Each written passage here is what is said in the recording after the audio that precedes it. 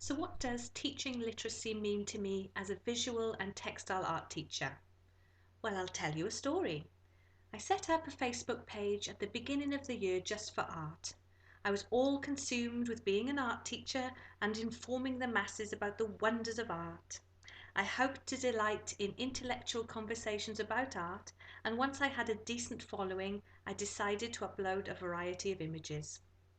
These images were chosen to cause a little stir in my art community. I wanted them to do just this: comfort the disturbed and disturb the comfortable. I posted every image with an underlying purpose: to see what they knew and to challenge it, to show humour and to take it that step further to the uncomfortable, to show beauty and then destroy it, to comfort with the familiar and then to break down the barriers. What I didn't realise at the time of posting was the power I had by selecting the images, but also the power within the images. It didn't take long before the likes started to accumulate, but I didn't want likes, I wanted comments. So I started commenting on the images, and then slowly the community modelled what I was doing and started opening up. I like this image, I don't like this image, very basic thoughts, but I was hungry for more. So I specified that every like had to have a comment about what they liked or disliked about the images, and there was no right or wrong. And so they came slowly but steadily. My students, in inverted commas, were in cyberspace, but collaborating in a conversation together, building up experience and layers of understanding with every new comment. It was a wonderful thing to experience and to be the instigator of. I then suggested that people post artworks that they liked and, more importantly, didn't like. Those conversations were much meatier. I didn't realise it at the time, but my art community were displaying all the strategies that I was soon to learn about in this literacy unit. They made inferences and asked questions, and built up an overall understanding of an artwork all on their own. How wonderful the human mind is. Now fast forward to my first theory lesson on my second day of prac placement. A class of year 8 students. I set up the classroom so that all the students could focus on the projected images I have chosen for them. The first image, Henry VIII by Holbein.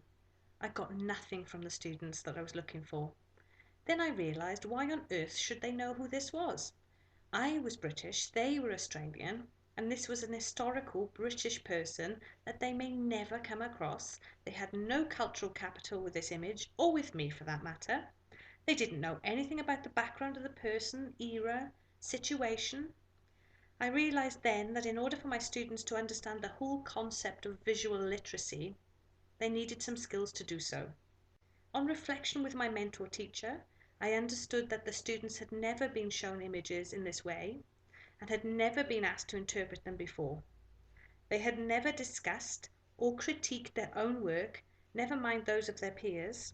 They didn't have the vocabulary to use and no prior knowledge as to use it as a foundation. It was that point that I felt shocked and worried for the future of these students.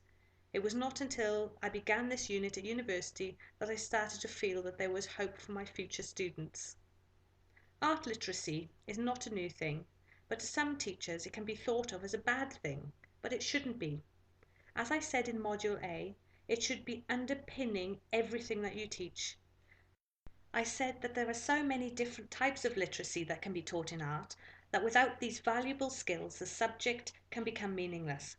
Even the quote that I chose from Tavani's book illustrates the time struggle with literacy that my mentor faced. Pressurized by so much to cover in so little time, teachers go quickly over everything, which leaves no time to teach anything very well. In Module B, we were asked the following question, and I said, as a visual and textile art teacher, my core disciplinary business for my students is to teach them technique, vocabulary, and critical thinking skills to understand the art world and to make a contribution to it. Without these strategies, you have nothing to work with. I found art an effective way for me to decipher the unknown and to make sense of it, just like the struggling reader. There's a general literacy, the written word, which is the backbone to all subjects. There's also the language of art, tied to a very specific vocabulary. Value, rhythm, gradient, these all mean very definite things in the art world and very different things to someone not familiar with their use and context. Finally, there's the symbolism used by the artist, the concept or conversation they want to have with the viewer. It's like developing another sense. The artwork piece I created for my project 2 sums up the way I believe information is processed by the brain. I started creating with a barcode and dripped trails of paint down through it. I then layered leaf shapes with tissue paper, plastic and paint, and this represented the layers of information that makes up a whole understanding. Equally, this could represent one person's understanding or the understanding of a collaboration of students, parts of a jigsaw piece making up a whole. The barcode used represents the mind or the brain as a machine, a translator of information. The words at the roots of the tree represent the content of the text. The words travelling up the trunk are starting to form into sentences, and the piecing of the jigsaw at the top of the tree represent understanding. So what role does literacy play in my classroom? A very major one. Literacy of your subject is every teacher's responsibility. Ignore it at your students' expense. Every student is an individual with their own thoughts, knowledge and skills. I will respect that individuality and enhance it with collaboration. I hope to weave instruction of reading, writing, speaking and listening into all the content I teach.